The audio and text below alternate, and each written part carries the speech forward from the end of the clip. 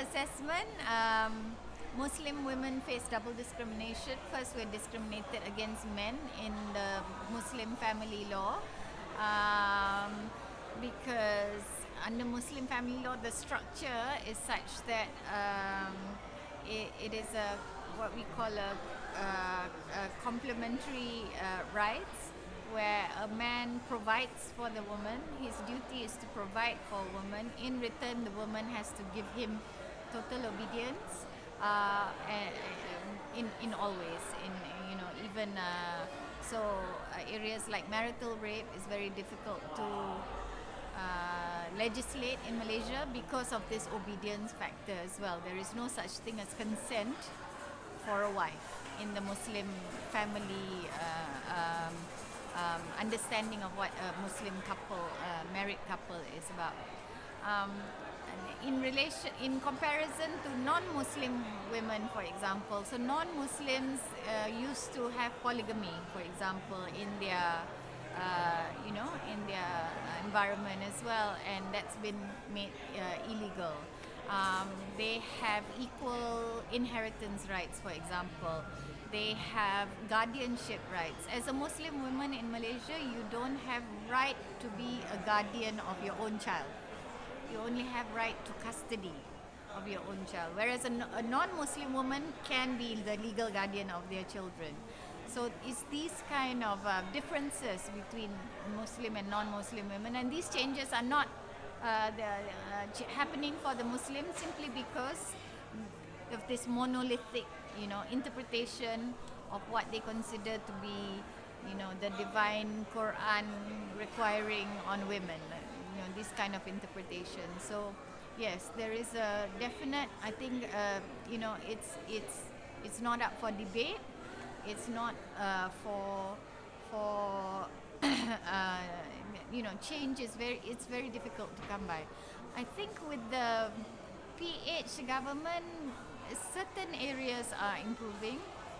They are starting to at least look at, for example, motivations of child marriage. They are starting to look at areas of teenage pregnancy, because all these areas were also very difficult because it was an acknowledgement that Muslim children were having out of marriage sexual relations, and that was something that people just could not talk about openly. They could not admit it openly. But now I think that these conversations are starting. Let's see where it goes. The issue of child marriage hasn't been very successful. A few months after PH came in, and we were very excited because the minister for the Ministry of Women was our Deputy Prime Minister, the first woman Deputy Prime Minister. So an 11-year-old married a 40-year-old. And we were expecting, this perfect time for change to happen in the area of, child marriage. But again, there's not been any change.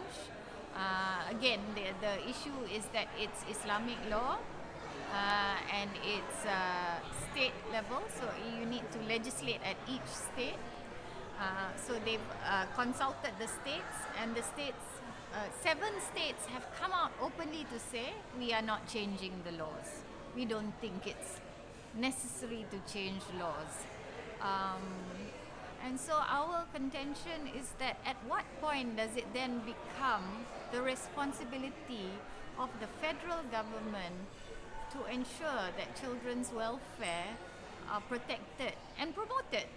It's a simple issue. If you look at it from an Islamic standpoint, then the issue is hazy. But if you look at it from the perspective of protecting the children, allowing them education, health, and whatever benefits that come with a full childhood, then the federal government's functions very easily can be justified. So I think these are issues that we are still grappling with the new government. I think there is misogyny and prejudice against women. Women are always seen to be the lesser sex, the gentler sex. So you have very low. Evidence is things like low level of women in parliament, women as corporate leaders. So I think the evidence is clear in terms of employment and in terms of asset ownership. For example, there is a mismatch, and one thing that is very puzzling, maybe disconcerting, is that in university, women are they're 52, I think it's 52% to 48%. So women are a higher percentage in university. But after that, the numbers start dwindling down. So the prejudice comes with the childbearing age. I think it's a global issue of how to care for the children at home, and the mentality is that that is the woman's job, and therefore she has to sacrifice, her career in order to do that. And on top of that, you have layers in terms of religion. The good Muslim woman is the woman who raises her children. If you spend too much time at work, then you're not a good Muslim woman because you're ignoring your children. We had a survey done recently looking at the perceptions of Muslim women in Malaysia. We interviewed about 800 women, and the one of the major findings was this balancing of home and work. And a lot of women, either because of circumstances, because it's expensive now in the cities in Malaysia, they have to work, or because they just desire, they're ambitious women.